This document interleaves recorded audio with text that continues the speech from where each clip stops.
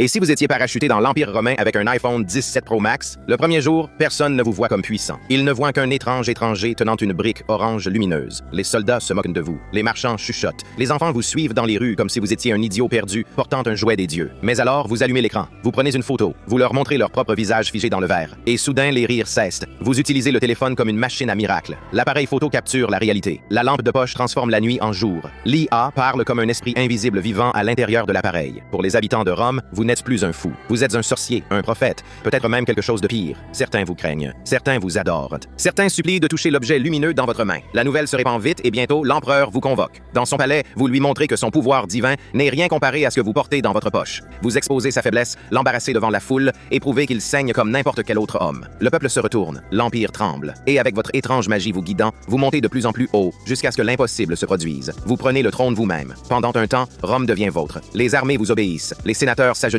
Le peuple vous appelle le souverain choisi du ciel. Mais votre pouvoir n'a jamais vraiment été le vôtre. Un jour, la batterie tombe à 1%, puis à 0. Vos batteries externes meurent aussi. L'écran devient noir. Et dans ce silence, l'Empire voit la vérité. Vous n'avez jamais été un dieu, juste un homme avec une machine morte. Et la même foule qui vous adorait autrefois vous démolit.